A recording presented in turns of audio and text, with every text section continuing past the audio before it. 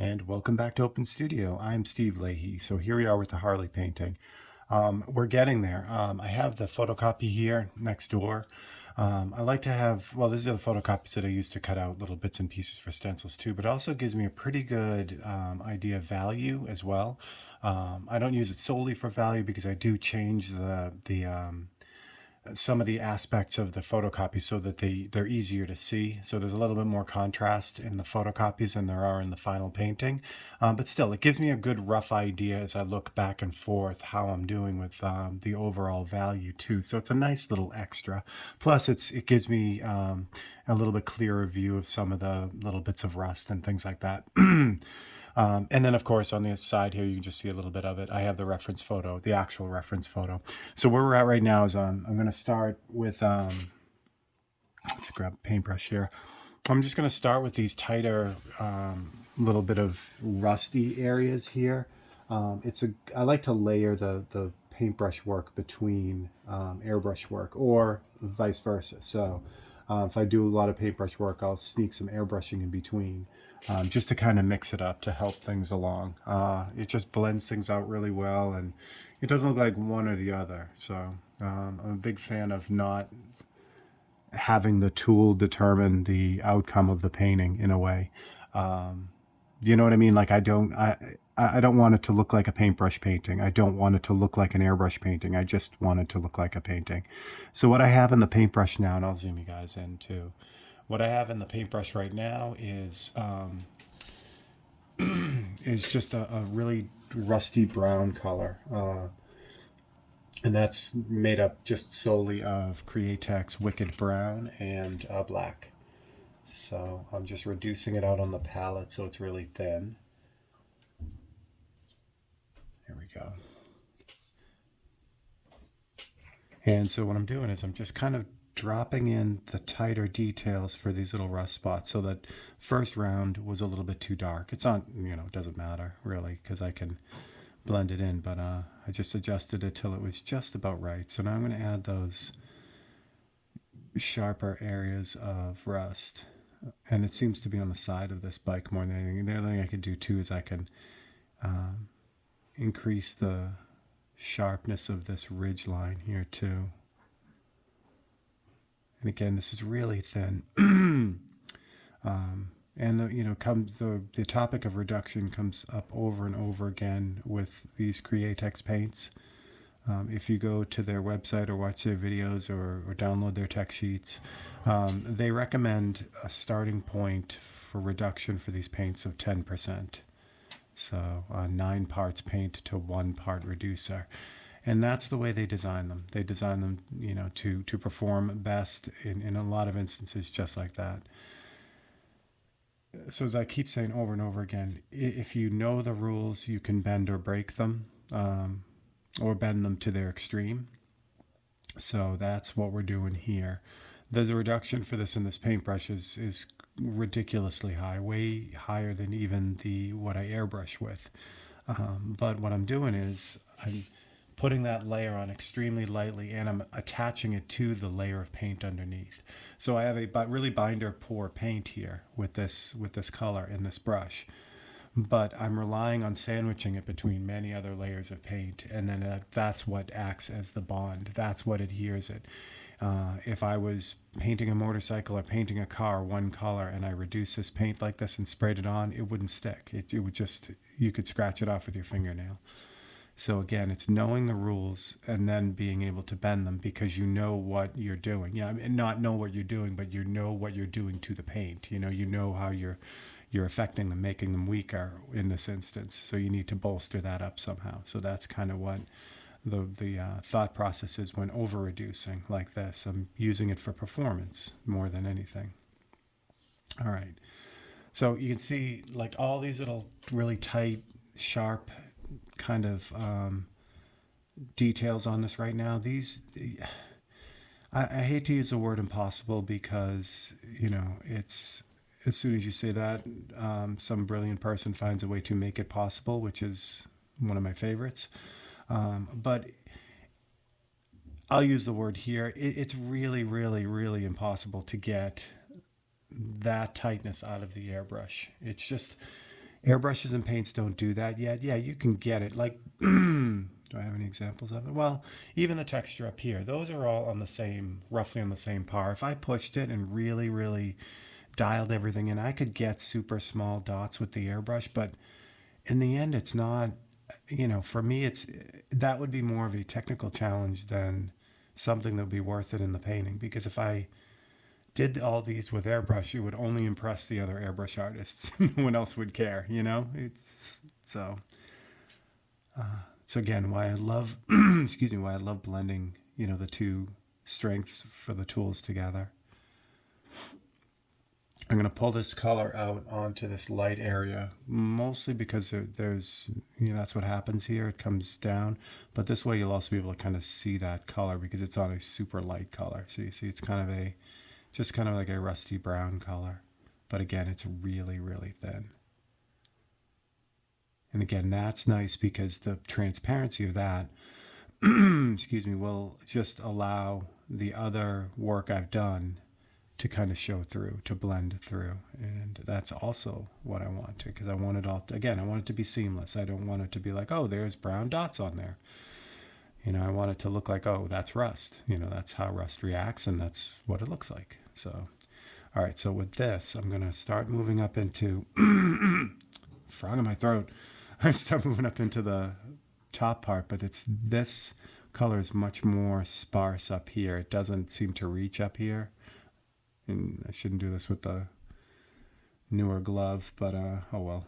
Now you wonder why those gloves, or if you had ever wondered why these gloves I wear, these cotton gloves, get so like gray and paint covered. That's between overspray from the airbrush and, dabbing and removing paint. That's how it happens. So this is a great color too. And all of the Wicked line, does this too. So even though I'm putting it on, it will remove itself sooner or later, that frog. Even though if I put this on, it's really transparent. If I go over it a number of times, that pigment settles on the spot and it gets darker and darker and darker until it gets down to, it's just almost like a deep brown black. That's great. And that same thing happens with the airbrush. If I were to airbrush this color over this, it would be very, brownish, tannish color. But the more layers I put on, it would slowly develop into just like a almost blackish color, which is nice. Just keeps building up. All right, so now I can start getting this. It looks like almost like a crack type of fold, some sort of damage. Radiates out from a screw that's right about here. So I'm going to start putting that in too. And then the seam along the ridge of the tank is pretty dark too, but it's a bluish black. So I'm not going to use too much of this. I'll just get it started. The darker areas up here follow more of this bluish tint than the brownish tint that's going on down here. And I'll do the same thing down on the back, which I'll move you guys for so you can see it as I kind of roll over. Well, when I get there, I do the bottom bottom section here. I have no idea what's in my throat. All right. So underneath this ridge line, and this ridge line too, is really dark, and it's nice. It's got great, like, almost like, I don't know, like cheetah pattern. It's like totally like dark, which is great. That's a lot of contrast to what's going on above.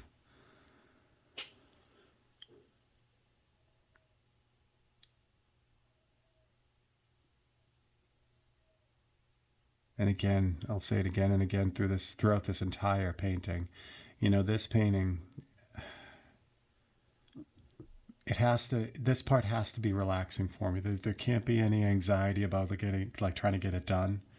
Because if there is with stuff like this really like monotonous, just kind of like picking, if I get that, like, oh my gosh, I got to get this finished. This right here is the stuff that I would skip on a faster painting.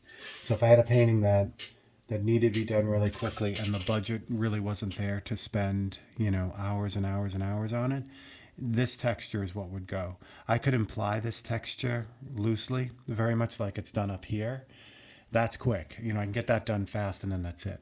But the second layer and the third layer after this, where it all kind of blends together, those would be the things that I would omit to get something done a little bit faster. I mean, ultimately, I don't, I'd rather not do it. I'd rather just go full steam on absolutely everything. But sometimes the budget just isn't there for the collector. They have an idea what they want. They want to, stick to that budget, and that's it. And I like doing that. I mean, again, it would be a different thing to be in a position where you just say, this is what I do, and if you can't swing it, I understand, have a nice day. But I don't know, I've always enjoyed being able to kind of pivot with a collector's budget, especially if that collector is really like into it, but just doesn't have it, to go full tilt. So I like to be able to say, okay, well, what do you got? Let's figure it out. So I've always enjoyed that. So that's how those things come up. But again, with this painting, I have to get out of that mindset. I can't have that mindset at all that oh, just get this part done. You just figure out a quicker way. That's not what this is about. This painting is solely about spending every last second on it that I possibly can to get it where it should be. Okay, so this repair is in a good spot because it's got all kinds of stuff around it. So just cover it up and add that texture back. Now, where I did this repair, where this is basically burnt right down to the white of the board underneath, if I just put the brown on there, it's going to have a different look than the rest of it, because the rest of it's got this tan base on it. So I'm going to reintroduce that tan base right there. And on a repair, it's easy because you just kind of float it in where it needs to be. And it's not going across a big area either. So I don't have to match. I mean, I'm gonna do my best to match that tan color above, but I don't have to be perfect with it because again, it's mixed in with all kinds of rust. So this is probably gonna be too light, but it'll still work.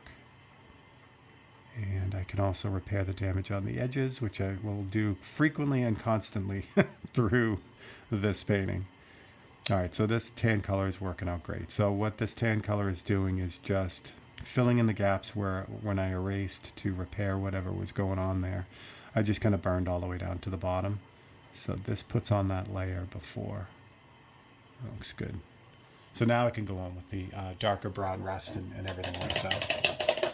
If not, like I said, you'd see white bits through the darker brown that I'm putting on now, and that would look different than the rest of the painting. So we don't want that.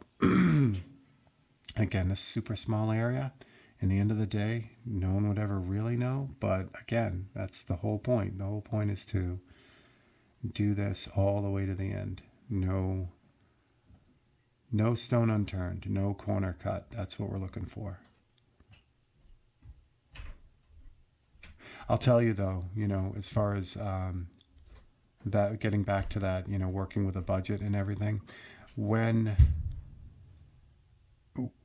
a collector comes along that is on board with the full boat, me going absolutely the best I can possibly do, that is a very exciting thing as an artist. One, because it's nice being compensated for the maximum effort when you put it into a painting, and that's, that can be a lot more than in some of the other paintings. So to find someone that passionate and that understanding of the process and the effort and the journey that I took to get to be able to do that in the first place, to find a collector like that who equally appreciates that is the really the highlight of being an artist that sells their work. To find that collector that's like, just, yep, that's perfect, I'll take it, that's exactly what I'm looking for. And that, like I said, and appreciates the effort that went into it, not just, I use Ferrari or, any of those exotic cars as an example, Bugatti, or you pick it, McLaren. We'd all love one, but we all can't afford it. But the people that do or can afford it, hopefully, should appreciate it. But that's who buys those. The people who buys them have the resources and also the appreciation. Not always. I mean, some people, have more money than they know what to do with, and they, buy things because they believe that that's what they should be doing. But for the most part, an investment in something like that is done because the person understands how that item got to where it got. For instance, Ferraris, they're built a certain way, and I know Ferrari will be happy selling any cars to anyone, but I'm sure they love it when an enthusiast gets a hold of one who really appreciates the history, the engineering, all of it. So that is the goal. That's really the goal. And you can see with this color, I'm just kind of bouncing around. Again, the spokes really aren't I don't know, they weren't on my list when I looked at this before I started. I wasn't like, oh, I'm going to do the spokes today.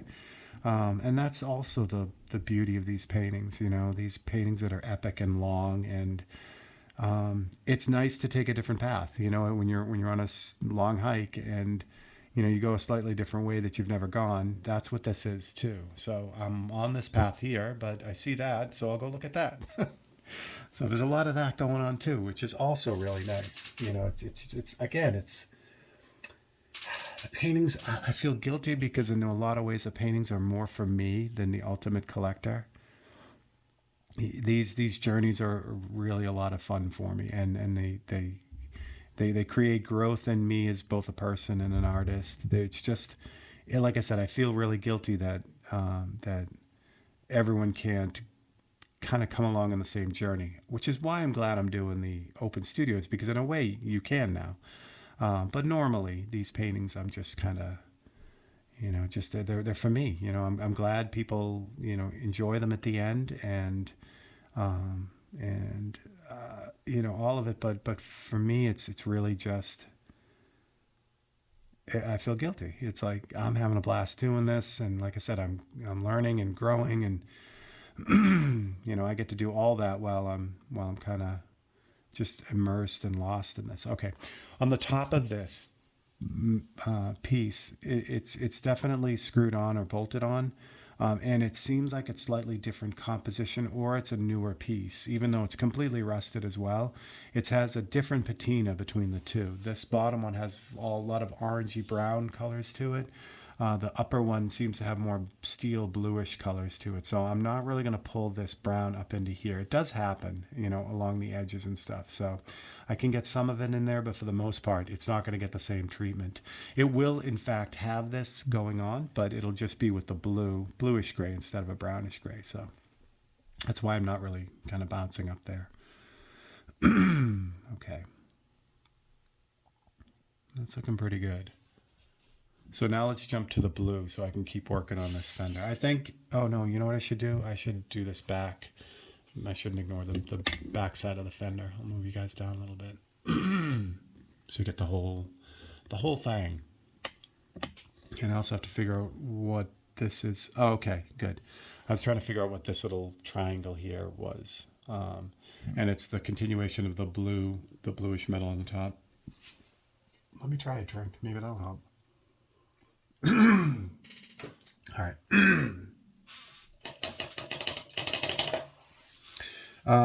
It's time to get new brushes.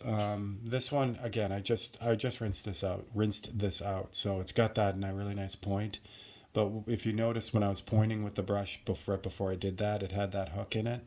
That's generally what starts to happen with brushes as they finish out their life. And I'm continuously blown away with these Series 7 brushes. It's Winsor & Newton Series 7. Series 7, and it's a 00. So this is the one I've been using a lot. I've kind of bounced back and forth between the 00 and the 0. But this 00 has been getting almost all the work along the way. Hold on. So, no, that's not it either. That's it.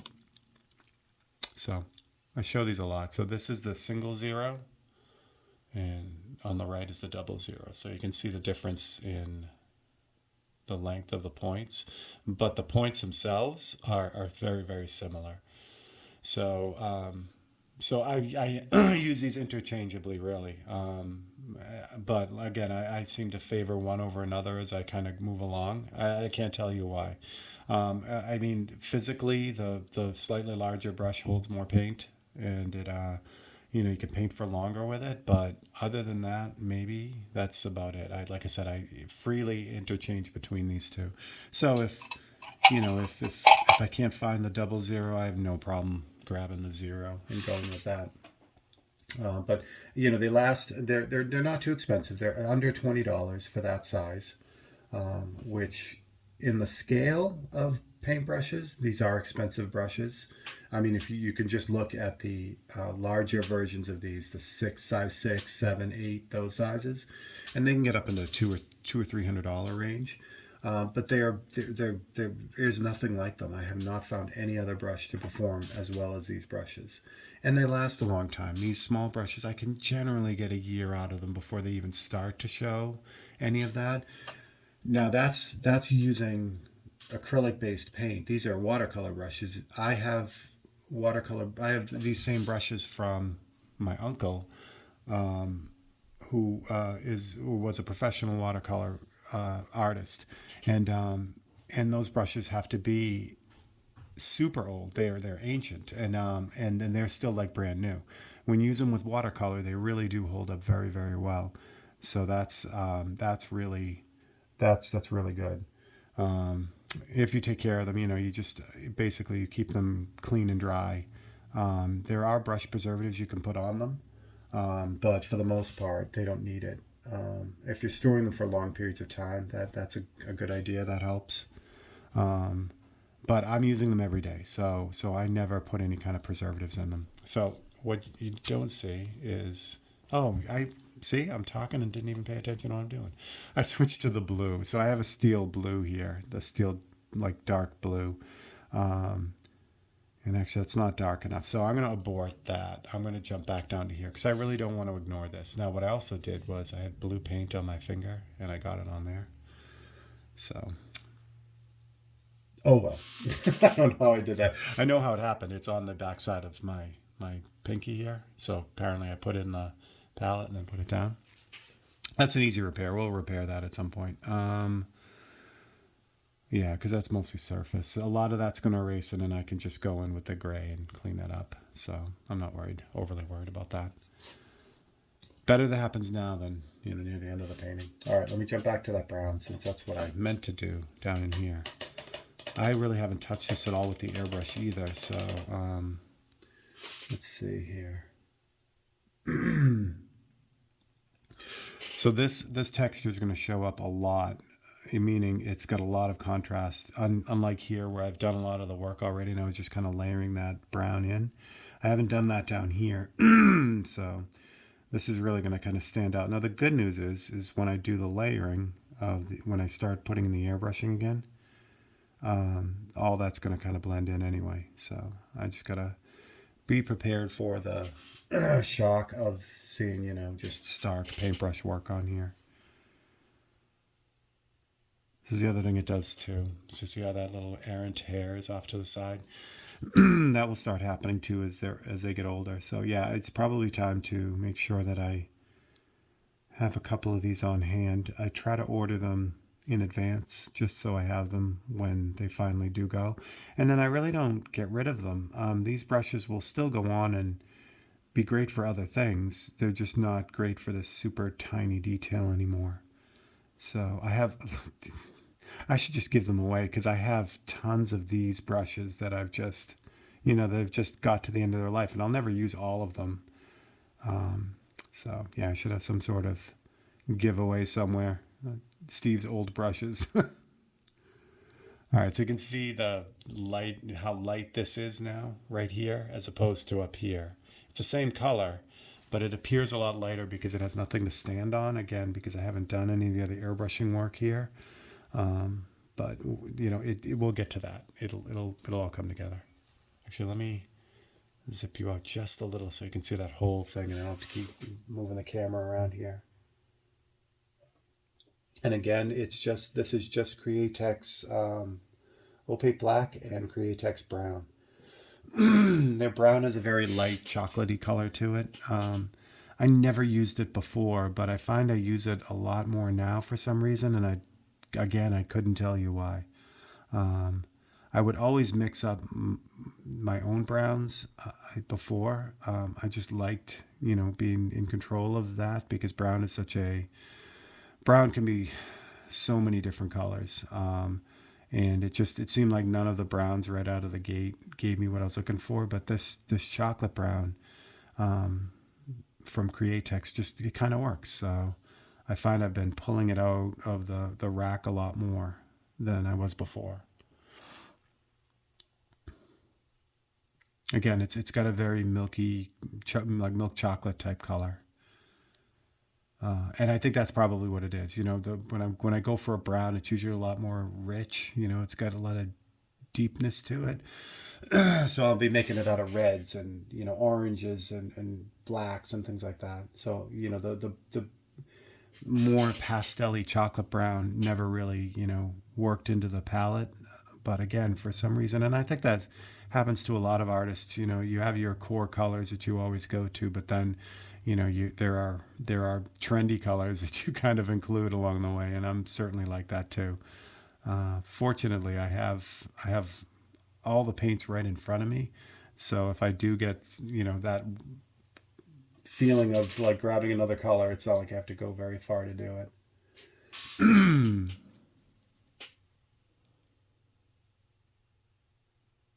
There we go. So again, this gap up above, this little triangle piece right here, is the continuation of this blue part, the blue top of the fender here. And this is really dark here. It's almost black. So really what this brown is doing is it's acting as the foundation for that really dark edge. What's nice about this bike too, because it's so like bumped and used and banged up and dented and everything, I don't have to be super careful with these. Like if this is a brand new bike or a show bike, this curve would be perfect. This curve would be like just totally smooth all the way around.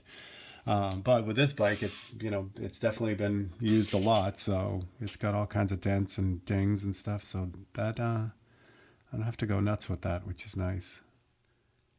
This area in here needs to be painted. Again, it should have been based with the airbrush. You can see how streaky that is when I just try to paint it in with the paintbrush. So the airbrush would just lock that in, and I will do that. It's just, I figured I had some paint in the brush, so there we go. Okay. Keeping it random, and that's good. Okay, we have about 2 minutes left. So what I'm going to do is I'm going to start the repair on this with you guys. And just because, I could repair that anytime. It's better that I kind of get this off my plate right now. So what I'm going to start with is this aggressive eraser. This is a Faber-Castell Perfection 7058. It's a it's almost like one of the old typewriter erasers. So what I'm going to do is I'm just going to start hitting that. I say hit it, but what I'm doing is I'm actually going really lightly with this eraser. My goal is to remove the blue and leave the gray. That's my goal. It's not going to happen because I'm going to dig down into the gray almost for sure. But that's the way I kind of start the mentality and see how far I can get before that really starts to happen. Now, sometimes like this, you get lucky and you get a lot of the damage off before you start really digging in. But this paint, while it's not dye based, it's pigment based. The pigment is ground so finely, it does act like a dye. So it's gonna stain that other color, the background color. And the more I try to, kind of get the rest of that out, the more I'm gonna start digging into that background color. And so it's just like, even though it's super aggressive for this eraser, I'm just going really lightly with it. Just taking off layers, just layer by layer. I'm thoroughly happy with this. This is actually working out better than planned. So you get to see one that works for a change. Again, normally right about now, at this point, I'd be like, you'd start to see, almost like a lightening of the color in the background as I dig through the background. But this is really, holy smokes. You also notice I'm not taking the damage off the part that's going to have paint on it. There's a strut here, or no, this is one of the lines, one of the hoses, or brake lines. I don't have to take the damage off that because I'm going to be painting over that, so it doesn't matter. It's just really in the background. But look at that, kids. That's not bad at all. So there we go. I'll leave it at that. I'll mess with that after. All right, so let me zip out real quick, show you kind of where we're at. So that's what we did. All right. So thank you for joining me for Open Studio. Again, if you liked this and are enjoying it, please consider liking and subscribing and passing it along and letting someone else know what we're doing here. And that would mean the world to me. So there you go. So for Steve Leahy in Open Studio, I will catch you guys next time.